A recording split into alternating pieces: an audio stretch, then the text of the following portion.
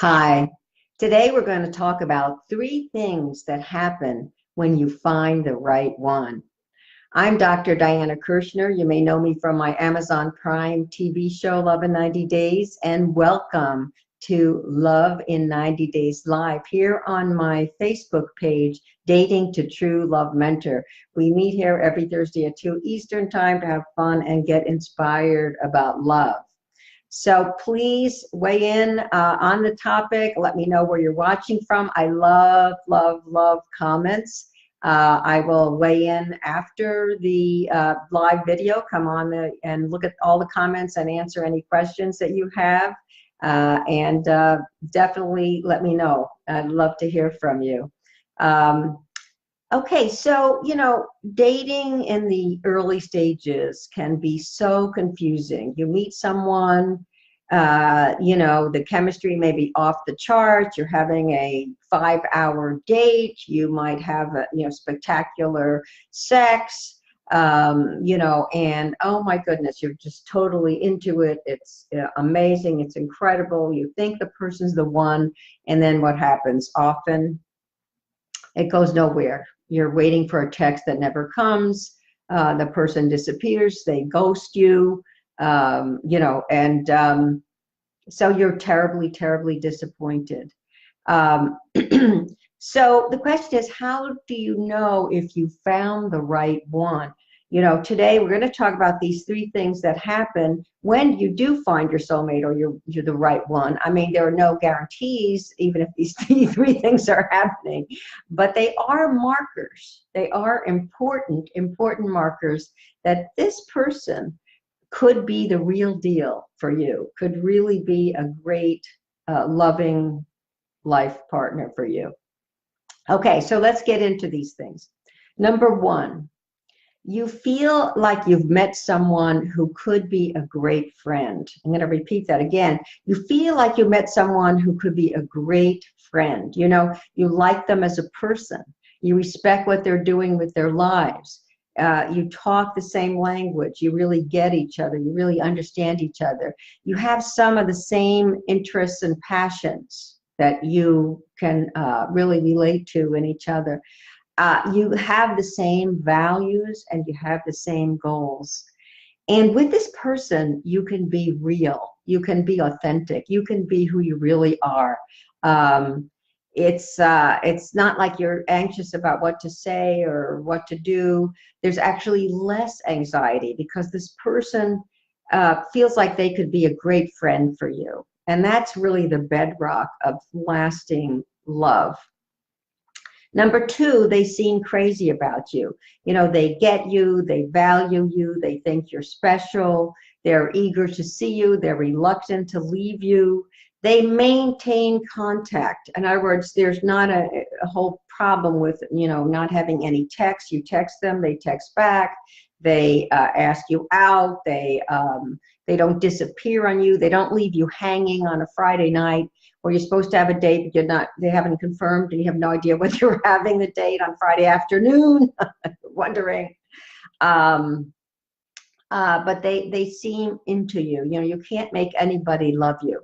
It's either there or it's not. So this is a very important component, that they seem to be crazy about you. And once again, when you have this kind of thing happening, you will be less worried. You'll be less anxious. There's not going to be this kind of give and take where they're disappearing on you and you're like left not knowing what's happening and feeling this kind of dread or anxiety. Now, number three is that there is some chemistry and you feel attracted to this person, but the chemistry is not necessarily over the top and it's maybe not there all the time, but it sparkles up. Maybe it happens really at the first kiss. Hey, Jenny. So it's happening there, or you suddenly realize that you want to become intimate with this person. It's just happening. There's something happening where the chemistry is growing over time. The chemistry actually sparkles up and grows over time. And this actually then becomes a very sincere kind of loving and sexy vibe, you know. Over time, that really begins to feel like being in love, truly being in love. And there's nothing like being in love. And what happens, of course, is that the world starts to light up and it looks like a much better place. You're seeing more beauty around you. Your mood is up. You feel like you've come home and there's more of a feeling of happiness. And usually there's less anxiety when that happens, although sometimes it can be so great. If you've been hurt in the past, you can feel tense about it. But that's the special magical thing that starts happening when you find the right one.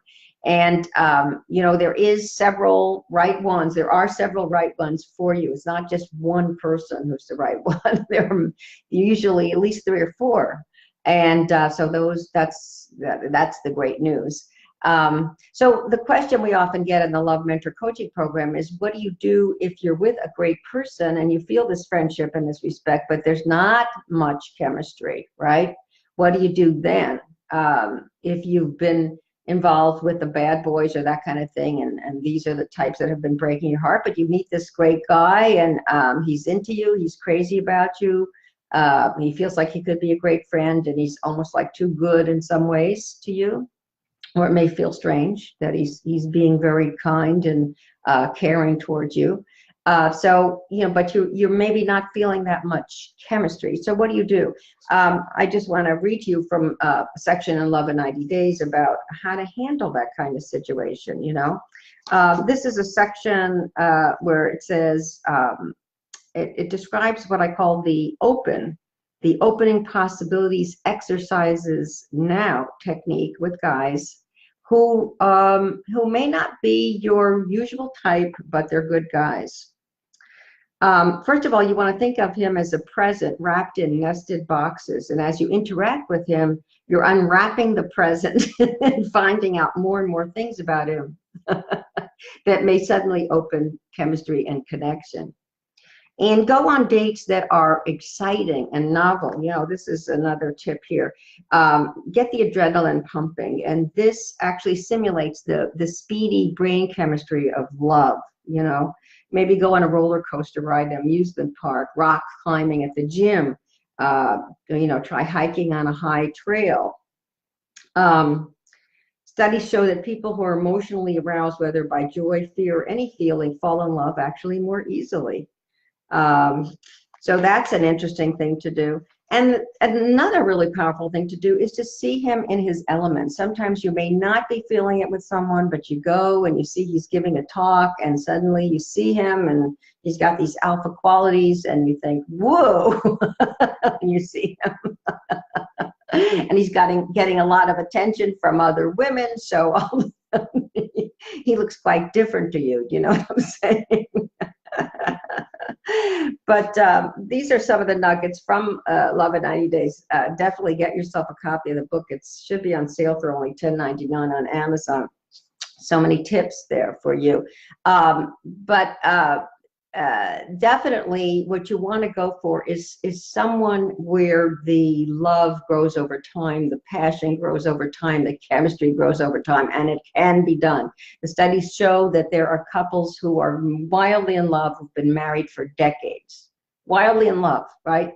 They go into an fMRI, and they're looking at the brain of one of the spouses, and when they put a picture of the other spouse up there, the brain lights up, that showing that they're madly in love like newlyweds, but they've been married for decades. So that definitely can happen, and it can happen for you guys. You know, it can definitely happen for you. You don't want to quit before the miracle, before you meet somebody who could be amazing as a partner. And this is what you truly deserve. You truly deserve it all. You deserve someone who is loving and kind and caring and totally into you, and also a great, you know, sexy, wonderful partner. You know, I'll tell you a story about a woman who was in our Love Mentor Coaching Program. She was a very, very bright lawyer, actually. She was the lawyer, and she was around 30-ish. And she was always going, she was going to happy hours, and she was going to bars and different places with friends and meeting these guys there. And she was having hookups. She was really having hookups. She was finding people where the chemistry was over the top, really great, but it always ended in disaster. You know, it really went nowhere. They just didn't have that basic friendship. And she was miserable. She was really lonely, and she was about to give up, but luckily she got herself a love mentor dating coach. And the coach worked with her to look for people who met more of these criteria that I'm talking about, right? And she met this great guy at a professional conference. They had so much in common. They, you know, they really, there was some kind of service they were doing. I don't remember exactly what it was, but there was not only their professional things that they had in common, but they were doing some kind of service like Habitat for Humanity or something like that. And so they were, it was fantastic, you know, and she wasn't feeling it initially sexually with him, but, you know, she stuck with it. She gave him a second date and a third date. And when she went to one of his presentations, she saw him in his glory. She was like, whoa, I am attracted to this guy. And this became her first real amazing love relationship, you know, that she's really been enjoying now, I think for over a year. So it's very, very powerful, you know, to look for these kinds of criteria, to give yourself love that is really fulfilling on all levels. You know, you deserve love that is fulfilling on all levels. Not that it's a total bed of roses. There's always thorns and things to be worked out. But, you know, the main part of the relationship is this bedrock of love that is really just right for you. So that's what I urge you to go for. And so definitely, you know, come visit me at lovein90days.com. We have a wonderful newsletter. Sign up for that for some support. You know, pick up your copy of Love in 90 Days. You have that. And if you're watching on YouTube, my YouTube channel is Love in 90 Days. Please subscribe and hit the little bell for notification. And I'm sending you guys lots of love.